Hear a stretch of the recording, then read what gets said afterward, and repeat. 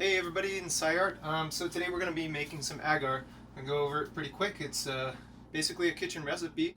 Alright, so today we're going to just have a cup of water, or 250 milliliters of water. I've used some, you can use deionized water or filtered water. And you're going to need agar powder. You're going to need some sugar. And some vegetable bouillon, vegetable broth that's yeast based. Okay, so the bacteria like to eat yeast. All right. So if you don't have a scale, it's fine. You can just do a teaspoon of sugar, a teaspoon of bouillon, and a teaspoon of agar in a cup of water. So it's boiling now, and I'm just going to give it a good stir. Make sure everything's all mixed in, and then I can lower the flame.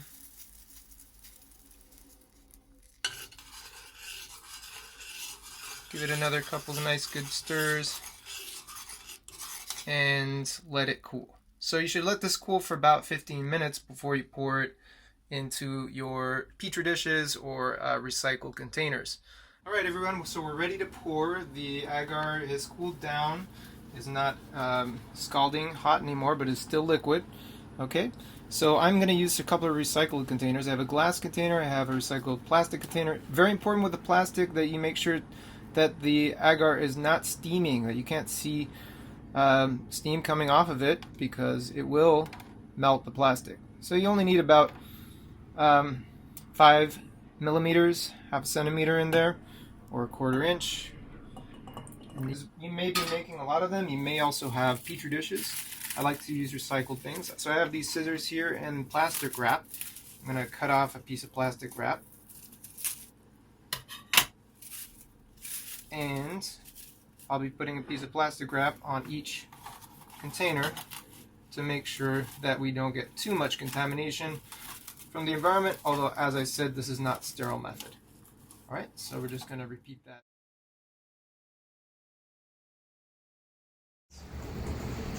So I'm going to now take some samples from the plants around here and the soil.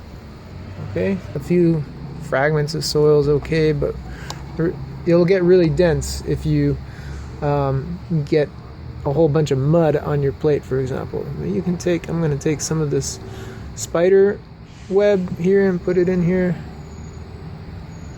Okay, and then you're just going to continue like that, taking different samples from the site and strategically placing them on the dishes.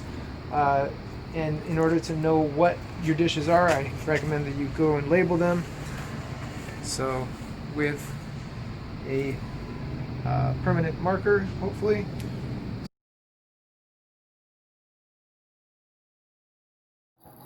Hey guys, we are going to look at our plates today. Remember to wear gloves and a mask. And I have a USB microscope that I made and slides.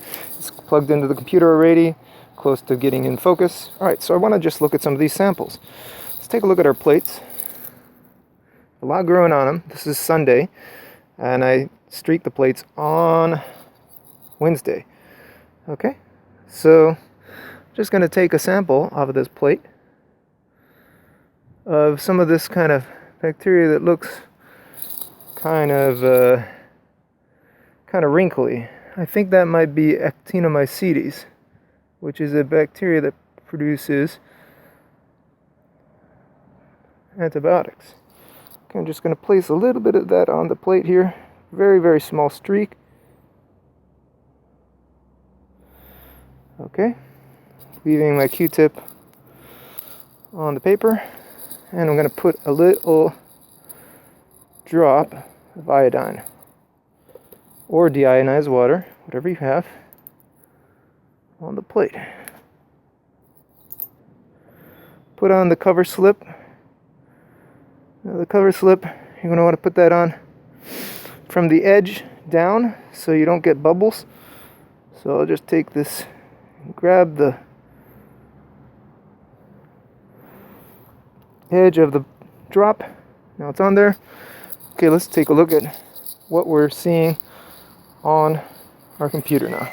Once you have your microscope close to being focused, you will get to start to see some particles of dust, hairs, and most likely you will be seeing the clusters of bacteria that you streaked on the plate. You're going to have to mess with the focus a lot to be able to see the bacteria clearly, however. Right, so that's why it's important to just kind of record in video mode, and you will get some footage for sure. All right, so here we are seeing some of these bacteria. All right, have fun, good luck, and be safe. Remember to use a mask and disinfect with alcohol. You can disinfect your gloves with alcohol and wash your hands after you're done doing this.